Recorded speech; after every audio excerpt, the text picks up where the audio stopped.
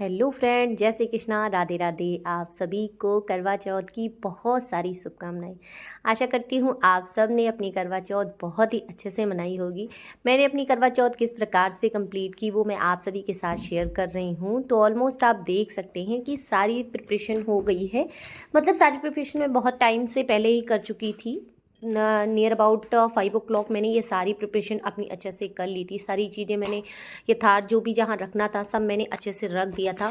क्योंकि होता क्या है ना कि जब आप पूजा पे बैठ जाइए उसके बाद एक एक करके आपको कुछ याद आता है और एंड टाइम पे आप कुछ ना कुछ भूल जाते हैं। तो ऑलमोस्ट सारी तैयारियां मैंने कर ली थी। मेरे हिसाब से तो सारी तैयारियां हो गई हैं और चुन्नी वगैरह भी मैं लाकर अपनी रख दी थी। तो चलिए स्टार्ट करती हूँ मैं अपनी पूजा।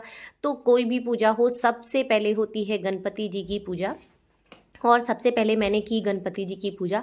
तो ये पूजा बेसिकली मैं आंगन में कर रही हूँ। तो आंगन में हर बार करती हूँ तो आंगन में ही कर रही हूँ। तो सबसे पहले जो है गणपति जी को स्नान कराया, फिर गौरी माता को जो है वस्त्र उड़ाए, फिर गणपति जी को जनेऊ अर्पित किया और माता को कुमकुम आदि अर्पित किया, सिंदूर अर्पित किया। मतलब सिंदूर अपने सिंघोरे से, इस दिन ना अपने सिंघोरे से पूजा की जाती है।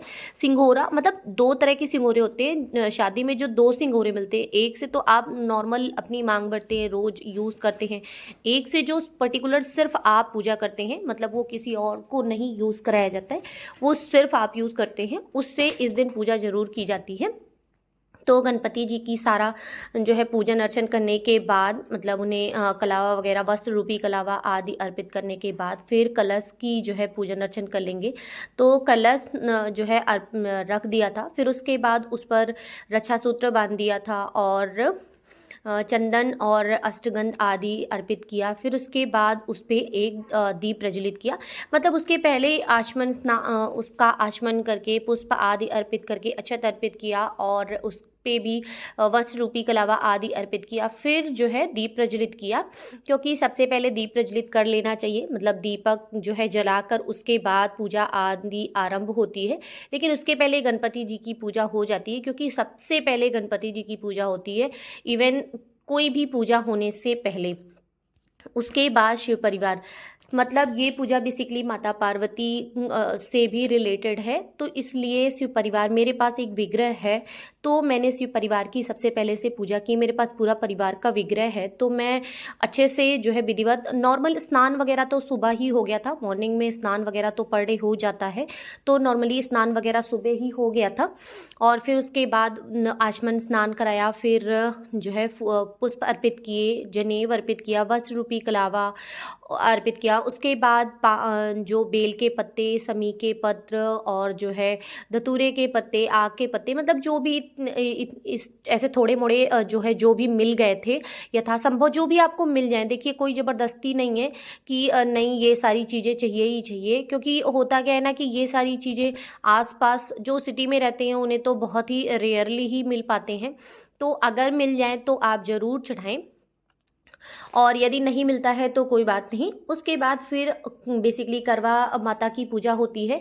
तो उनका एक चित्र रखा था, मतलब मैंने एक चित्र रखा था और फिर उस पर भी आचमन स्नान हुआ। और फिर सभी को, मतलब उसमें जितने भी विग्रह या जितने भी चित्र बने हुए थे सभी के जो है मतलब हल्दी कुमकुम चंदन इत्यादि से जो है अच्छे से टीका आदि किया। फिर उसके बाद वस्त्र रूपी कलावा अर्पित किया। सामान इतने ज़्यादा हो जाते हैं ना कि वहाँ तक पहुँच पाना थोड़ा सा पॉसिबल नहीं हो रहा था और मुझे बहुत ज़्यादा उठ उठ कर करना पड़ रहा था। लेकिन बहुत ही अच्छा लगता है पूजा करने में, क्योंकि सारी चीज़ें विधिवत हो जाती हैं तो इसलिए बहुत ज़्यादा दिक्कत नहीं होती है। और फिर थोड़ी सी सुहाग की सामग्री अर्पित की, करवा माता को अर्पित किया और माता पार्वती को अर्पित किया, गौरा माता को अर्पित किया, मतलब जो भी वहाँ पर थे सभी को अर्पित किया। और फिर करवा माता को सिंदूर अर्पित किया। मतलब कहने का तात्पर्य है, आप सिंपली पूजा जो भी जैसे भी आप करते हैं बहुत ही सिंपल तरीके से आप अच्छे से पूजा कर सकते हैं और बहुत ही आनंद आता है।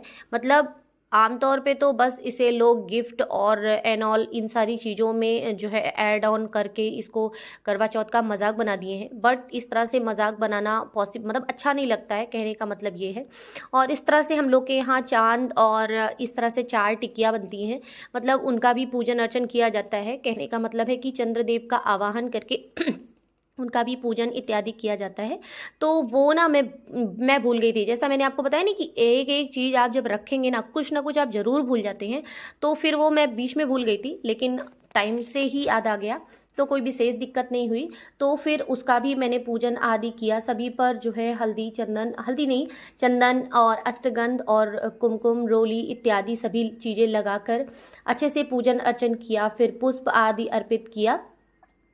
और थोड़ा सा खाने पीने का भी इसमें बहुत ज़्यादा होता है कि हाँ कुछ ना कुछ बनाना रहता है, तो थोड़ा सा इसलिए बहुत व्यस्तता भी हो जाती है। मतलब दिन में इन सारी चीज़ों की भी प्रिपरेशन करना और फिर खाने पीने का भी प्रिपरेशन करना, तो थोड़ा सा ज़्यादा जो है तामझाम हो जाता है, इसलिए थकावट भी बहुत आती है। और इसके बाद मतलब करवा के बाद नेक्स्ट डे जब हुआ ना, तो मेरी तबीयत इतनी ख़राब हो गई कि जिसका कोई जवाब नहीं। मतलब व्रत की वजह से, अब पता नहीं व्रत की वजह से या वीकनेस की वजह से, आई डोंट नो, बट वाकई बहुत प्रॉब्लम हुई थी। तो करवा की भी जो करवा के लोटे रखे रहते हैं ना, उनका भी पूजन आदि किया जाता है। तो उनको उन पे जो है उसके पहले मैंने ऐपन वगैरह लगाकर उस पर रख दिया था, जो बेसिकली चावल और थोड़ी सी हल्दी मिक्स करके और पानी डालकर उसमें जो है उसे पीस कर फिर उसका ऐपन बनाया जाता है। उसी से चौक बनाया जाता है और उसी को सारे जो बर्तन होते हैं उसमें लगाए जाते हैं। तो वो ऐपन मैंने बनाकर सारी चीज़ों में मैंने लगा दिया था। और फिर उसके बाद उसका भी आचमन करके उस पर भी दीप प्रज्वलित किया और उसमें वो सीके लगाए जाते हैं। जो ये कुसा टाइप की, मतलब जो कुसा होती है उसकी सीके होती हैं, उस सीके को लगाई जाती हैं, जिसे आमतौर पे गांव की लैंग्वेज में गडरा की सीक भी बोलते हैं। तो उस सीक को जो है लगाया जाता है। चार चार सीके बेसिकली दोनों में लगाया जाता है। उसके बाद थोड़े से फल इत्यादि अर्पित किए भगवान जी को। और जो भी पकवान मैंने बनाया, मतलब पकवान क्या, जो भी नॉर्मल खाना जो बना था वो चढ़ाया, क्योंकि इस बार पूड़ी वगैरह हम लोगों के यहाँ नहीं बनती है। जैसे ऐसा कुछ ट्रेजेडी हुई रहती है तो साल भर ओकेशन पे कढ़ाई नहीं चढ़ती है। कहने का मतलब कढ़ाई में कोई चीज़ नहीं बनाई जाती है, तो इसलिए कढ़ाई वाला कोई भी आइटम नहीं बनाया गया था। सिंपली जो भी खाना बन सकता था वो बना दिया गया था। इस दिन फरा ज़रूर बनता है, तो वो बना था और सब्जी बनी थी, खीर बनी थी। और इसके अलावा और तो ऐसा कुछ नहीं बना था खास। मतलब नॉर्मल था, रोटी वगैरह ये सब चीज़ें बनी थी, तो वो मैंने यहाँ नहीं रखा। बस सिंपल जो बना था वो मैंने रखा। और लाई चूड़े का भी भोग लगाया। और फिर उसके बाद अच्छे से आरती की। मतलब खूब सारी कथा पढ़ी, जो भी जितनी भी बुक में कथा थी, मतलब 4 कथा, इवन 4 कथा थी, तो चारों कथा मैंने पढ़ी। उसके बाद फिर आरती की। और इसके अलावा भोग में था महाप्रसाद, जो कि हर बार लगता है, मतलब हर फेस्टिवल पे लगता है महाप्रसाद। मेरे यहाँ महाप्रसाद मैं बार बार आप लोगों को बताती हूँ, महाप्रसाद एक कंप्लीट भोग होता है जो शुद्धिकरण के लिए रखा जाता है। जैसे होता क्या है ना कि अगर आप कोई चीज़ भूल गए हैं जो है प्रसाद में, या कोई भी चीज़ें आपसे मिस्टेक हो गई हैं, तो उसकी भरपाई करता है। दूसरी बात, वो मुख शुद्धि के लिए भी होता है। जैसे पान और लौंग इलायची का जो वीरा दिया जाता है मुख शुद्धि के लिए, तो वो भी एक प्रकार का मतलब आप इसे भी मान सकते हैं। और उसमें बतासे, हल्दी इत्यादि होती है, तो जिससे एक कंप्लीट भोग माना जाता है कि कोई भी चीज़ अगर हमसे त्रुटि हो गई हो तो उस चीज़ की भरपाई हो जाए, मतलब वो भोग कंप्लीट हो जाए। फिर उसके बाद बारी आती है करवा फेरने की। तो ऐसे जब कई सारे लोग ग्रुप में करते हैं तो एक दूसरे के साथ करवा फेरते हैं, बट जब आप अकेले करते हैं तो अकेले ऐसे आपको अपना ही 2 करवा रखकर आपस में ही एक दूसरे के साथ ऐसे एक करवा फेरना पड़ता है।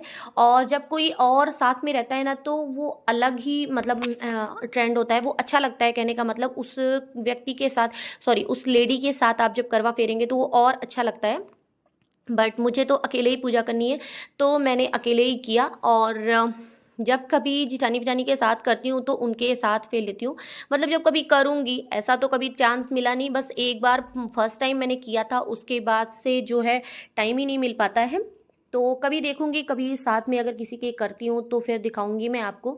बट अब अभी तो अकेले कर रही हूँ, तो अकेले ही मैं आपको फेर के दिखा रही हूँ। ऐसे बेसिकली 4 बार किया जाता है। मतलब एक बार से इधर, फिर इधर, फिर इधर, फिर इधर, मतलब ऐसे 4, मतलब टर्न में 4 बार किया जाता है। तो ये सारी चीज़ें कंप्लीट करने के बाद आप कंप्लीट व्यू देख सकते हैं। मैंने अच्छे से सारी पूजा अपनी कंप्लीट कर ली। ये सारी पूजा करने के बाद फिर वापस अब हम लोग छत पर जाएंगे, मतलब चंद्रदेव का दर्शन करने। साथ में पतिदेव भी जाएंगे। ऐसे तो वो इर्द गिर्द दिखते नहीं हैं, मतलब जल्दी वो पास में नहीं आते हैं, क्योंकि वो थोड़े शाई हैं, मतलब कैमरे से थोड़ा दूर भागते हैं, तो इस तरह से सामने नहीं आते हैं। बट अभी ले आऊँगी मतलब चिंता मत करिए। और बाकी सारी चीज़ें आप देख सकते हैं, बहुत ही अच्छे से, बहुत ही विधिवत तरीके से मेरा हो गया।